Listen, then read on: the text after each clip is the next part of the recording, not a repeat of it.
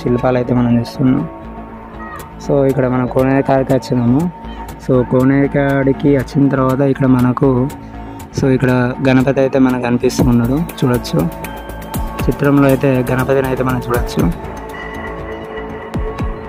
So కోనేరు కాడికి అయితే వచ్చినాం. సో ఇది భరద్వాజ తీర్థం అట. సో భరద్వాజ తీర్థం కాడికి అయితే వచ్చాము. సో ఇక్కడ గణపతి కూడా చూడవచ్చు. సో ఇప్పుడు మనం ఇక్కడైతే చూడవచ్చు, ఇలా కొంతమంది భక్తజనం అయితే ఉన్నాం. సో ఇది కోనేరు అన్నమాట. సో 1 కిలోమీటర్ అయితే ఉంది. సో అక్కడి నుంచి అయితే 1 కిలోమీటర్ అయితే ఉంది.